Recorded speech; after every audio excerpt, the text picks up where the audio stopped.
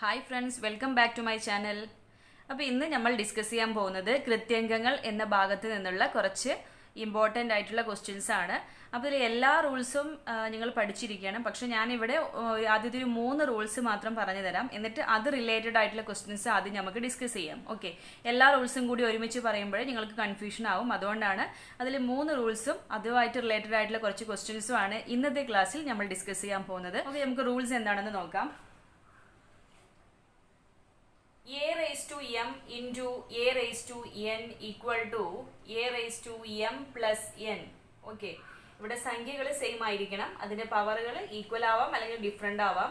അപ്പൊ സംഖ്യകൾ സെയിം ആണെങ്കിൽ മൾട്ടിപ്ലിക്കേഷൻ വരുന്ന സമയത്ത് അതിന്റെ പവറുകൾ തമ്മിൽ ആഡ് ചെയ്താൽ മതി. Okay, a raised to m into a raised to n എന്ന് പറയുന്നത് a raised to m plus n ആണ്. ഒരു എക്സാമ്പിൾ നോക്കാം. 2 raised to 3 into 2 raised to 5 എന്ന് പറഞ്ഞാൽ നമുക്കതിനെ 2 raised to 3 plus 5. Okay, 2 raised to 3 plus 5 that is equal to 2 raised to 8 എന്ന് എഴുതാൻ കഴിയും. Okay, 2 raised to 3 into 2 raised to 5 എന്ന് പറയുന്നത് എത്രയാണ്?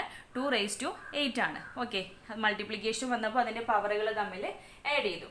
ഇനി നമുക്ക് അടുത്ത രണ്ടാമത്തെ റൂൾ നോക്കാം. a raised to m divided by a raised to n. Okay, ഇവിടെ മൾട്ടിപ്ലിക്കേഷൻ ആയിരുന്നു, ഇത് രണ്ടാമത്തെ റൂളിൽ ഡിവിഷൻ ആണ് വരുന്നത്. അങ്ങനെ ഡിവിഷൻ ആയിട്ട് വരികയാണെങ്കിൽ ഇവിടെ പവറുകൾ തമ്മിൽ മൈനസ് ആണ് ചെയ്യേണ്ടത്. Okay, a raised to m minus a raised to n ആകും. മൾട്ടിപ്ലിക്കേഷൻ ആണ് വരുന്നതെങ്കിൽ പവറുകൾ തമ്മിൽ പ്ലസ് ചെയ്യുന്നു, ഡിവിഷൻ ആണ് വരുന്നതെങ്കിൽ പവറുകൾ മൈനസ് ആണ് ചെയ്യേണ്ടത്. അതായത് ഒരു എക്സാമ്പിൾ നോക്കാം. 2 raised to 10 divided by 2 raised to 8. Okay, അപ്പോൾ 2 raised to 10 divided by 2 raised to 8 എന്ന് പറഞ്ഞാൽ 2 raised to പവറുകൾ മൈനസ് ചെയ്യുമ്പോൾ 10 minus 8 that is equal to 2 square. 2 square equal to 4 ആണ് ആൻസർ വരുന്നത്. മനസ്സിലായല്ലോ? അപ്പോൾ ഇതിന് കാരണം 2 raised to 10 എന്ന് പറഞ്ഞാൽ 10 തവണ മൾട്ടിപ്ലൈ ചെയ്തതാണ് 2 raised to 10 എന്ന് പറയുന്നത്. 2 raised to 8 എന്ന് പറഞ്ഞാലോ 8 തവണ മൾട്ടിപ്ലൈ ചെയ്തതാണ്. അപ്പോൾ ഈക്വൽ ആയിട്ടുള്ളത് മേലെയും താഴെയും ക്യാൻസൽ ചെയ്യുന്നു. അങ്ങനെ ആകുമ്പോൾ നമുക്ക് ബാലൻസ് ആയിട്ട് 2 സ്ക്വയർ ആണ് വരുന്നത്. ഓക്കെ, അപ്പോൾ ഓരോന്നും പഠിക്കുമ്പോഴും മനസ്സിലാക്കി പഠിക്കുകയാണെങ്കിൽ നിങ്ങൾക്ക് ഈ റൂളൊന്നും ഒരിക്കലും മറക്കില്ല. ഇനി മൂന്നാമത്തെ റൂൾ എന്ന് പറയുന്നത് a raised to m whole raised to n. Okay, ഈ ഒരു ഫോർമാറ്റിൽ വരികയാണെങ്കിൽ a raised to m whole raised to n എന്ന ഫോർമാറ്റിൽ വരികയാണെങ്കിൽ അതിനെ നമുക്ക് a raised to m into n എന്ന് എഴുതാം. Okay, a raised to mn. a raised to m whole raised to n equal to a raised to mn.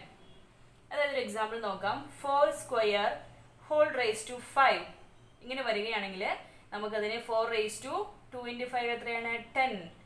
Okay, അപ്പോൾ 4 raised to 10 എന്ന് എഴുതാൻ പറ്റും. അപ്പോൾ ഇത്രയും റൂൾസ് നിങ്ങളൊന്ന് വൃത്തിയായിട്ട് പഠിച്ചു വയ്ക്കുക. ഇനി അതിനുശേഷം അതുമായിട്ട് റിലേറ്റഡ് ആയിട്ടുള്ള കുറച്ച് ക്വസ്റ്റ്യൻസ് നമുക്ക് നോക്കാം. അപ്പോൾ നമുക്ക് ഫസ്റ്റ് ക്വസ്റ്റ്യൻ നോക്കാം. 10 raised to 7.5 into 5 raised to 2.5 into 2 raised to 2.5 equal to 10 raised to x.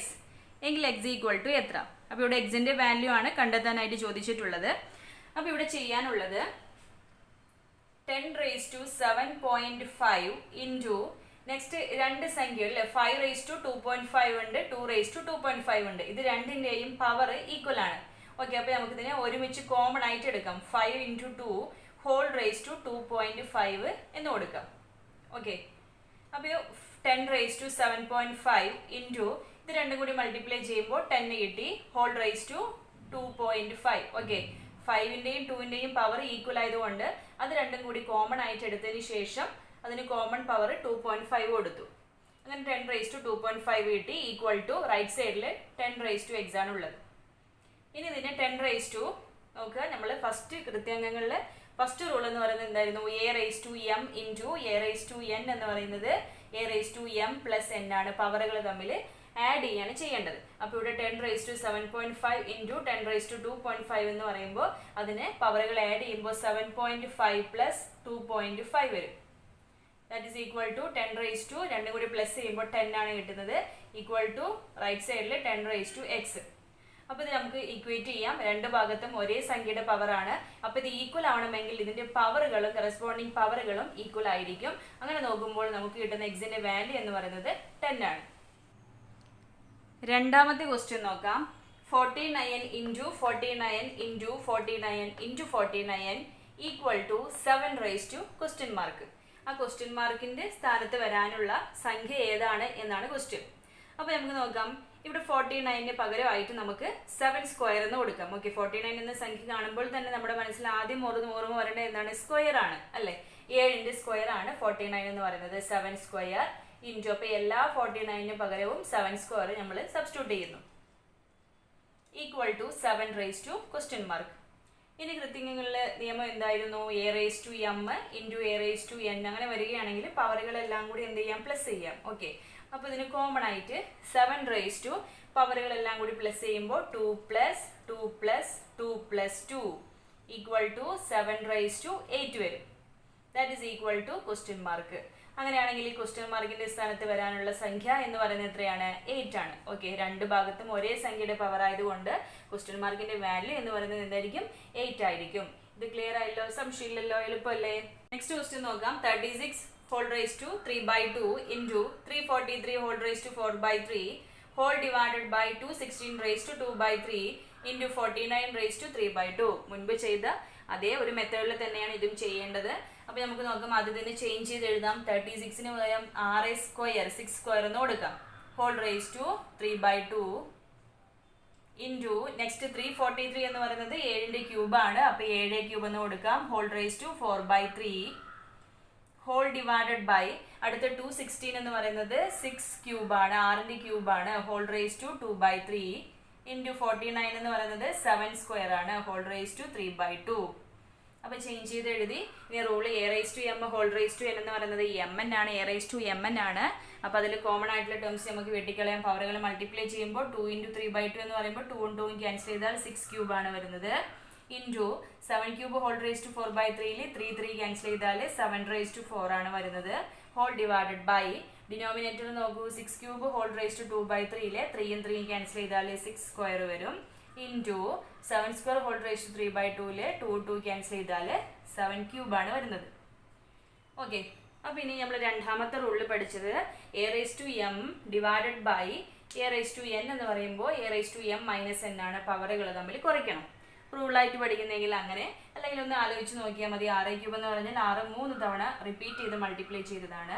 Divided by 6 square എന്ന് പറഞ്ഞാലോ 6 2 തവണ മൾട്ടിപ്ലൈ ചെയ്തതാണ്. ഓക്കെ, അപ്പോൾ കോമൺ ആയിട്ടുള്ള 6കൾ ക്യാൻസൽ ചെയ്താൽ ഇവിടെ ബാലൻസ് 1 6 ആണ് വരുന്നത്. ഓക്കെ, 6 റേസ് ടു 1 അഥവാ 6 ആണ് വരുന്നത്. ഇൻറ്റു അടുത്ത് അതുപോലെ നോക്കുക, അല്ലെങ്കിൽ പവറുകൾ മൈനസ് ചെയ്ത് നോക്കുക. 4 - 3 എന്ന് പറഞ്ഞാൽ എന്ത് വരും? 7 റേസ് ടു 1 വരും. Okay, 6 cube divided by 6 square എന്ന് പറഞ്ഞാൽ 6 റേസ് ടു 3 - 2 അഥവാ 1 വരും. അതുപോലെ 7 raise to 4 divided by 7 cube എന്ന് പറഞ്ഞാൽ 7 റേസ് ടു 4 - 3 1 വന്നു. ഓക്കെ, അപ്പൊ 6 ഇൻറ്റു 7 എന്ന് പറയുന്നത് എത്രയാണ്? 42 ആണ് ഈ ക്വസ്റ്റിന്റെ ആൻസർ കിട്ടിയിട്ടുള്ളത്. ക്ലിയർ ആണല്ലോ? എല്ലാവർക്കും മനസ്സിലായല്ലോ? സംശയമൊന്നും ഇല്ലല്ലോ? അപ്പോൾ ഒന്നുകൂടി അത് റിപ്പീറ്റ് ചെയ്തൊന്ന് കേൾക്കുകയാണെങ്കിൽ നിങ്ങൾക്ക് കുറച്ചുകൂടി നന്നായിട്ട് മനസ്സിലാവും. അടുത്ത ക്വസ്റ്റ്യൻ നോക്കാം. 9 square into 27 square into 3 whole divided by 3 raise to 12. ഇത് കണ്ണൂർ ജില്ലയിൽ നടന്ന LDC എക്സാമിന് ചോദിച്ചിട്ടുള്ള ക്വസ്റ്റ്യൻ ആണ്. അപ്പൊ നമുക്ക് ഈ ഒരു ക്വസ്റ്റ്യൻ എങ്ങനെയാണ് സോൾവ് ചെയ്യുന്നത് എന്ന് നോക്കാം. ഇതിൽ ഓപ്ഷൻ കൊടുത്തിട്ടുണ്ട്. ഓപ്ഷൻ എ എന്ന് പറയുന്നത് 2/3 ആണ്. ഓപ്ഷൻ ബി എന്ന് പറയുന്നത് 1/9. Option C 1/3. Option D 9. അപ്പൊ നമുക്കിത് സോൾവ് ചെയ്ത് നോക്കാം. 9 സ്ക്വയറിന് നമുക്ക് ഓക്കെ 9നെ 3ന്റെ ടേംസിലോട്ട് ചേഞ്ച് ചെയ്ത് എഴുതാം. 9 എന്ന് പറയുന്നത് 3 സ്ക്വയർ ആണ്. ഹോൾ റേസ് ടു സ്ക്വയർ കൂടി ഉണ്ട്. ഓക്കെ, 9ന് പകരമാണ് 3 സ്ക്വയർ എഴുതിയിട്ടുള്ളത്. 27ന് പകരം 3 ക്യൂബ് എന്ന് കൊടുക്കും. കാരണം ഡിനോമിനേറ്ററിൽ 3ന്റെ ടേം ആയതുകൊണ്ട് അപ്പൊ എല്ലാത്തിനെയും 3ലോട്ട് കൺവേർട്ട് ചെയ്യാൻ. ഓക്കെ, 27ന് 3 ക്യൂബ് എന്ന് കൊടുത്തു. ഹോൾ സ്ക്വയർ കൂടി ഉണ്ട്. Into 3 whole divided by 3 raise to 12. Okay, ഇനി ഇത് a raise to m whole raise to n എന്ന ഫോർമാറ്റിലാണ്. അപ്പോൾ പവറുകൾ മൾട്ടിപ്ലൈ ചെയ്യുമ്പോൾ എം എൻ അല്ലെ മൾട്ടിപ്ലൈ ചെയ്യുന്ന 2 ഇൻറ്റു 2 4 വരും. ഓക്കെ, 3 റേസ് ടു 4 വന്നു. ദെൻ അടുത്ത് നോക്കൂ, ഇതും a raise to m whole raise to n എന്ന ഫോർമാറ്റിലാണ്. ഇവിടെയും പവറുകൾ മൾട്ടിപ്ലൈ ചെയ്യുമ്പോൾ 3 റേസ് ടു 6 വരും. Into 3 divided by 3 raise to 12. Okay, അപ്പം ഇനി ഒരു സ്റ്റെപ്പ് കൂടി നമുക്ക് ചെയ്യാം. ഇവിടെ 3 എന്ന് പറഞ്ഞാൽ 3 റേസ് ടു 1 എന്നാണ് അർത്ഥം.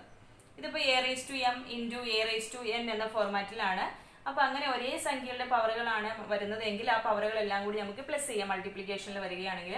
അപ്പൊ 3 റേസ് ടു പവറുകൾ പ്ലസ് ചെയ്യുമ്പോൾ 4 + 6 + 1 ഇവിടെ കിട്ടിയ എത്രയാണ്? 11 ആണ് കിട്ടുന്നത്. Divided by 3 raise to 12.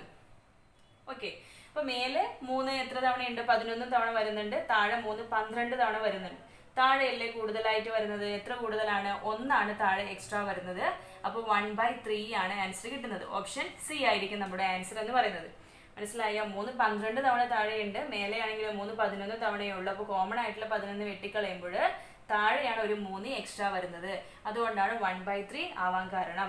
Okay, 3/12 divided by 3/11 ആണെങ്കിൽ മേലെയാണ് ഒരു 3 കോമൺ ഒരു എക്സ്ട്രാ വരുന്നത്. അങ്ങനെയാണെങ്കിൽ ഇത് 3 ആൻസർ വരികയുള്ളൂ. ഇത് മനസ്സിലായില്ല? അപ്പോൾ 1/3 ആണ് ഇതിന് ആൻസർ എന്ന് പറയുന്നത്. അപ്പോൾ ഇന്നത്തെ ക്ലാസ് അവസാനിച്ചിരിക്കുകയാണ്. അപ്പോൾ എല്ലാവർക്കും ക്ലാസ് ഇഷ്ടമായിട്ടുണ്ടെന്ന് കരുതുന്നു. ഇഷ്ടമായിട്ടുണ്ടെങ്കിൽ ലൈക്ക് ചെയ്യാനും ഷെയർ ചെയ്യാനും മറക്കരുത്. അപ്പോൾ നമുക്കിനി അടുത്ത ക്ലാസ്സിൽ വീണ്ടും കാണാം.